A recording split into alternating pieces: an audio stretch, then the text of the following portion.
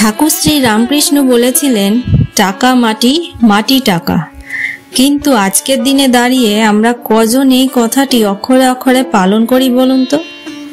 আজকের দিনে সেই মানুষটিরই আদর যত্ন বেশি থাকে যার কাছে আছে অনেক অনেক টাকা, আর সেই মানুষটি থাকে অবহেলায় অযত্নে যার পকেট ফাঁকা।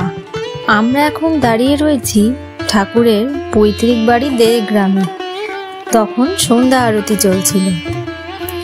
আমরা সবাই কম বেশি ঠাকুর শ্রী রামকৃষ্ণের ভক্ত, কিন্তু ঠাকুরের এই কথাটি আমরা মেনে চলতে পারি না, মানতে যেন কষ্ট হয়। টাকার মূল্য গুনতে গুনতে মানুষ আজকাল মনুষ্যত্বের মূল্যই হারিয়ে ফেলে।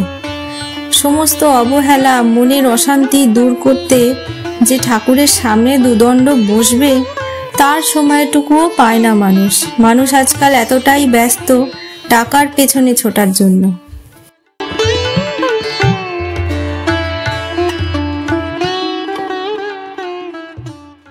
নমস্কার, welcome to my channel food and travel ডায়েরিজে।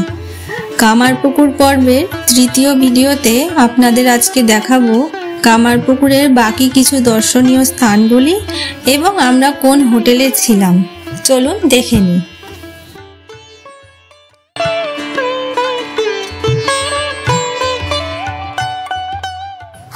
কামারপুকুর রামকৃষ্ণ মঠের সামনে এলে দেখতে পাবেন এখানকার বিখ্যাত সাদা বোঁদে, যা একদম টাটকা বানানো হয়, আর দাম ছিল 140 টাকা কেজি। আমরা ছিলাম মঠের সামনেই রিল্যাক্স লজে, যার ভাড়া ছিল 800 টাকা পার নাইট। আমাদের রুম ছিল সেকেন্ড ফ্লোরে। তো আসুন আপনাদের রুমটি ঘুরে দেখাই। হোটেলটির ভেতরে ঢুকতেই সিঁড়িতে বেশ সুন্দর একটি রাধাকৃষ্ণের ছবি রাখা আছে, যা দেখলে মনের যেন শত অশান্তি এক নিমেষে দূর হয়ে যায়।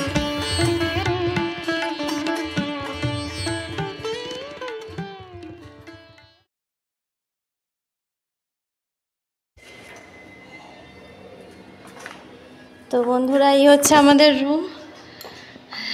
এই যে একটা বড় বেড আছে, যেখানে দুজন অ্যাডাল্ট একটা বাচ্চা নিয়ে ভালোভাবে শুতে পারেন।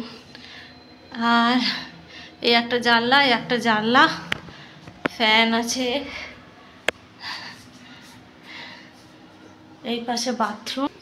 এই হচ্ছে বাথরুম, শাওয়ার আছে, কল যেমন থাকে, ওয়েস্টার্ন টয়লেট।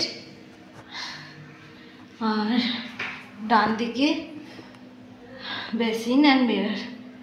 বেশ বড় বাথরুমটা।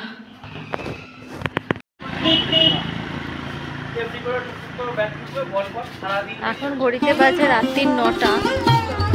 তো আমরা একটু বাইরেটা ঘুরে দেখতে বেরিয়েছি, প্লাস রাতের ডিনারটাও করতে বেরিয়েছি।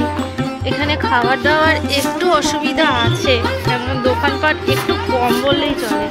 এখানে চপের দোকান আছে, এই যে এখানে এলে এই চপের দোকানটাকে, এই ভোলানাথের জনপ্রিয় চপ অবশ্যই ট্রাই করবেন। আর এই আমাদের লজ, রিল্যাক্স লজ। এই রিল্যাক্স লজের ঠিক এই রাস্তা ধরে চলে গেলে পড়বে রামকৃষ্ণ মঠটা। এখন সব দোকানপাট এরা বন্ধ করে দিচ্ছে, রাত্রি 9টা বাজে। প্রায় ফাঁকা বললেই চলে রাস্তা পাশ। দেখুন বন্ধুরা, রাতের বেলা গ্রামের রাস্তা ভারী মজাদার। তো আমরা এখন আমাদের ডিনারটি সেরে ফেললাম এই রেস্টুরেন্টে। এখানে এতটাই ঠান্ডা যে জানলার কাঁচে দেখুন শিশির পড়ে রয়েছে। আর আমাদের রুমের জানলা খুললেই দেখতে পাওয়া যায় রামকৃষ্ণ মঠ। ওই যে সোজা দূরে দেখতে পাচ্ছেন, ওই যে মঠ। মঠে যদি আপনারা ভোগ খেতে চান তাহলে 9টার মধ্যে গিয়ে কুপন কাটতে পারেন, আর 12টা থেকে ভোগ দেওয়া স্টার্ট হয়। আমাদের কালকে বলছিলাম না পার্কটাকে দেখাবো, এই যে সেই পার্কটা। এখানে একটা ফোয়ারা আছে, ফোয়ারাটি রাত্রিরে অন হয়, এখন বন্ধ আছে। দেখুন কি সুন্দর।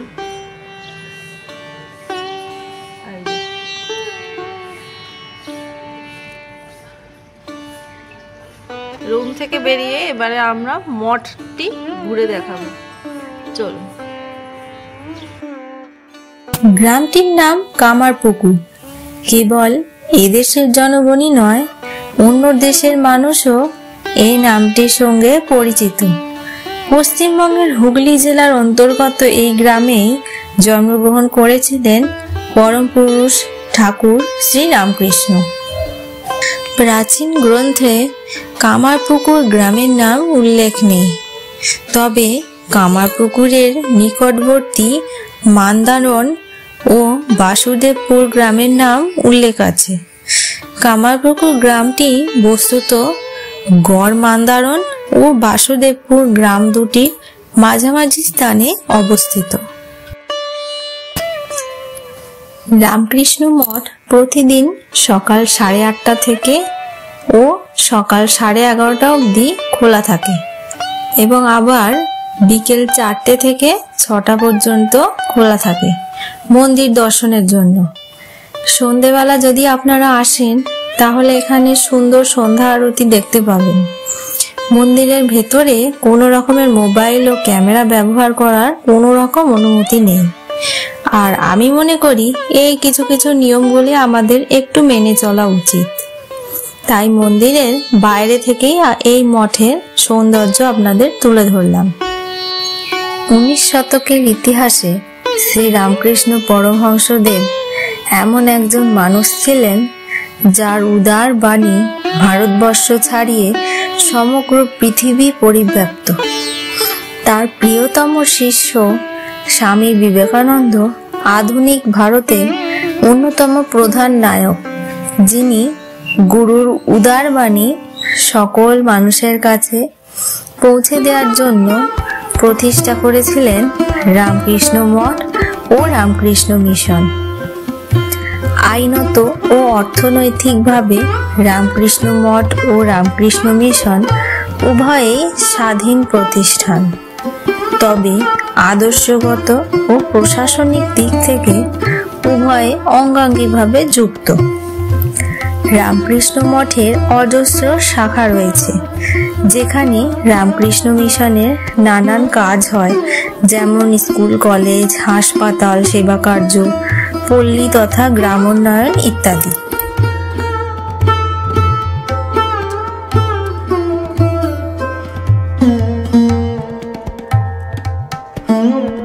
আমরা এখন চলে এসেছি সীতানাথ পাইনের বাড়ি। ভগ্ন বিষ্ণু মন্দিরও আছে ও শ্রীরামকৃষ্ণ নাট্য স্মৃতি মঞ্চও আছে। শ্রীরামকৃষ্ণ বাল্যকালে 10 বা 11 বছর বয়সে শিবরাত্রিকালে শিব সাজিয়া অভিনয়কালে শিবভাবের তৃতীয়বার ভাব সমাধিস্থ হয়েছিলেন এখানে। তো চলুন দেখে নিই।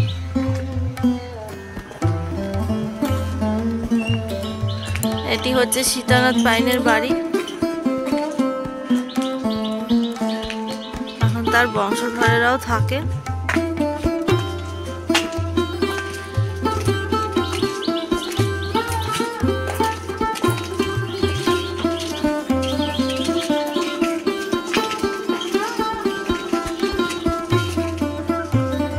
সীতানাথ পাইনের বাড়ি, এখন বর্তমানে তার বংশধরেরা থাকে। এখানে প্রবেশ নিষেধ। মন্দিরে এদিকে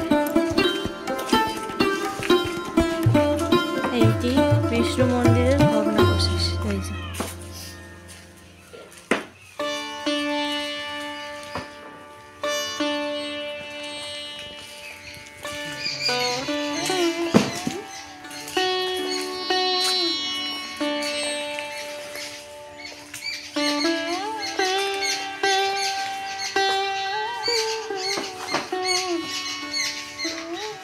এই মন্দিরেই শ্রীরামকৃষ্ণ শিব সেজে ভাব সমাধিস্থ হয়েছিলেন তৃতীয়বারের জন্য। দেখুন বন্ধুরা,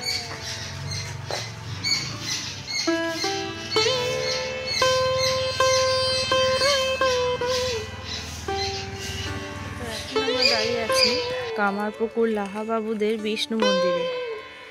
এই মন্দিরটিতে উপরে ও নিচে ঘর আছে। ঠাকুর শ্রী রামকৃষ্ণদের পাঠশালাতে বিয়োগ করতে দিলে উনি এই মন্দিরে এসে মা কালীর ছবি আঁকতেন আর বলতেন বিয়োগ মানে মানুষের সাথে মানুষের বিচ্ছেদ, তাই উনি মন্দিরে এসে মা কালীর ছবি আঁকতেন, বিয়োগ করবেন না বলে।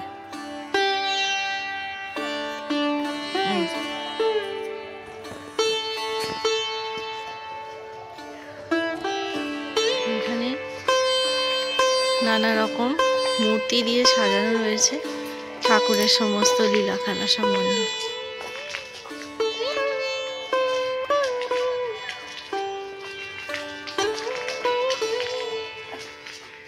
এই দেখুন যুগাবতার শ্রী রামকৃষ্ণের আবির্ভাব। রামকৃষ্ণদেব সাধু ভালোবাসতেন, তাই সাধু সেবা করতেন ছোটবেলা থেকেই। গদাধরের বিবাহ।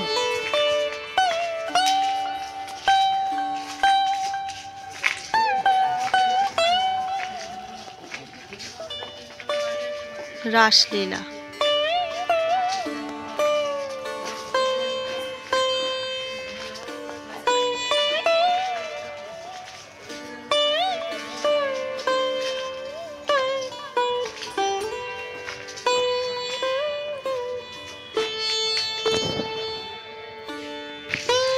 এটি হচ্ছে লাহাবাবুদের দুর্গা মাতার মন্দির। ঠাকুর শ্রী রামকৃষ্ণদেব স্ব ইচ্ছায় দুর্গা প্রতিমার চক্ষুদান করেছিলেন। এই দেখুন বন্ধুরা, সেই যে কাঠামোটি এখনো রয়েছে, এই যে কাঠামোটি এখনো রয়েছে, আর এই যে প্রতিমা, এটি হচ্ছে রামকৃষ্ণদেবের পাঠশালা। এই যে কাঠামোগুলি দেখছেন, এই কাঠামোগুলি সেই রামকৃষ্ণের ঠাকুরের আমলে, অনেক পুরনো, অনেক বছর পুরনো, শুধু মেনটেন করা হয়েছে। আর উপরের কাঠামোটি দেখুন, দেখলেই বুঝতে পারবেন কত বছর আগেকার।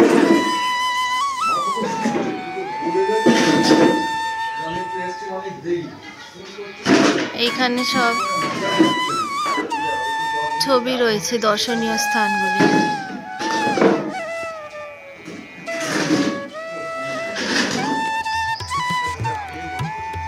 এই যে এখানে বিয়োগ করতে বলছেন, আর ঠাকুর শ্রীরামকৃষ্ণ কি করলেন না বিষ্ণু মাতার মন্দিরে গিয়ে উনি মা কালীর ছবি আঁকতেন। এই দেখুন তখনকার দিনে গ্রামের দৃশ্য, পথের দৃশ্য, হালদার পুকুর,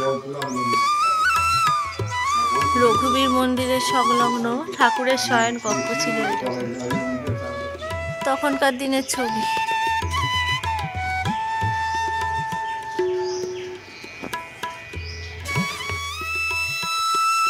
এই সেই মন্দির যেখানে ঠাকুরের মা হত্যে দিয়েছিলেন ঠাকুর পাগল হয়ে গেছেন ভেবে।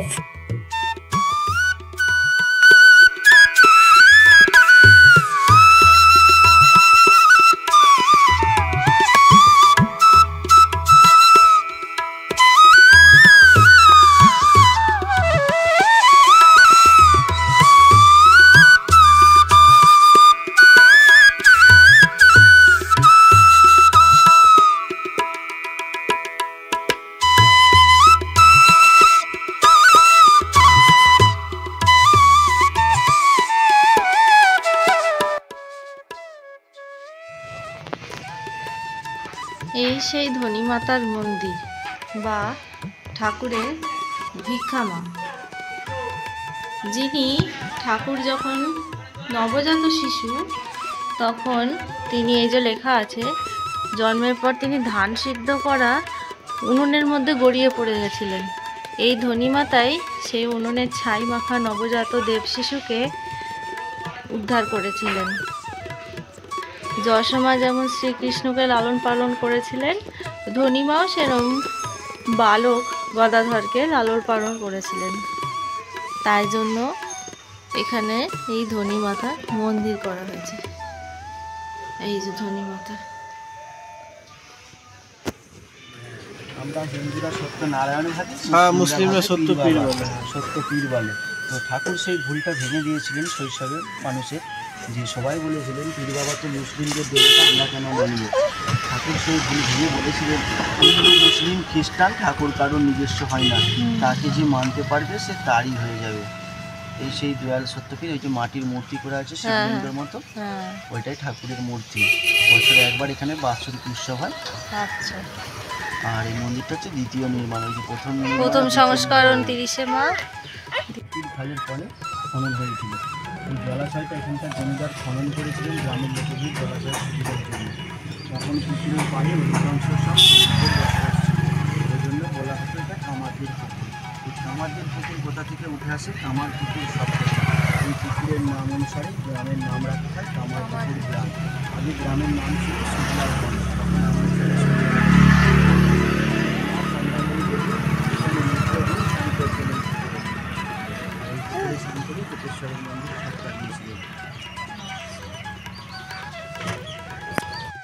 ছোটো ছোটো বাচ্চারা এখানে সকালের টাইম পড়তে আসে, তাদেরকে বিনা পয়সায় কিছু শিক্ষা দান করা হয়। আর পিছনের দিকটা গেস্ট হাউস।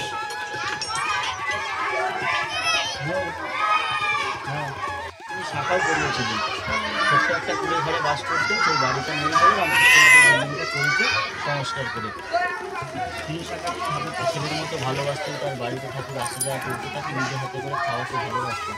ঠাকুর খুব বুড়ি ঝুড়াতে খেতে ভালোবাসতেন, সেই খাবার তাকে নিজে হাতে করে খাওয়াতে গিয়ে তার মুখের মধ্যে বিশ্বব্রহ্মাণ্ড দেখে ফেলে।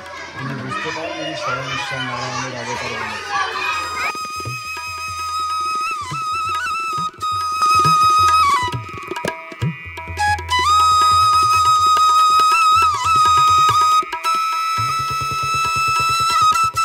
তো আমরা এখন এসে পড়েছি হালদার পুকুরে, যেখানে ঠাকুর শ্রী রামকৃষ্ণ তার বাল্যকালে স্নান করতে আসতেন। ভাবলে কি অবাক লাগে, তাই না?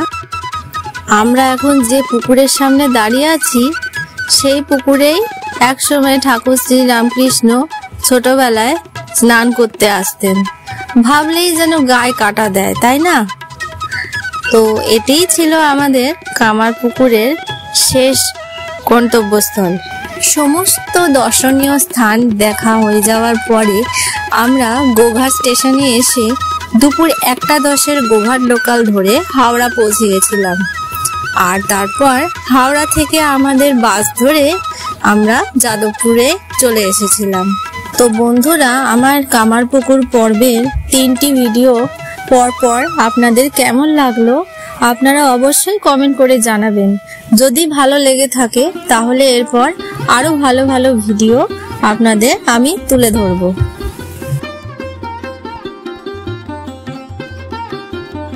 বন্ধুরা, আমি এখন চলে এসেছি যাদবপুর বাস স্ট্যান্ডে। এখান থেকেই আমার জার্নি শুরু করেছিলাম, এখানেই জার্নি শেষ করলাম আজকের মতো। তো ভিডিওটি কেমন লাগলো দেখে অবশ্যই একটা সাবস্ক্রাইব করে দেবেন। অটো ধরে যাব বাড়ি। তো আমার এই ভিডিওটি যদি ভালো লেগে থাকে তাহলে একটি লাইক, একটি কমেন্ট, একটি শেয়ার, একটি সাবস্ক্রাইব করে দেবেন।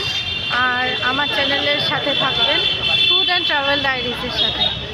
তো ততক্ষণ স্টে টিউন, টাটা।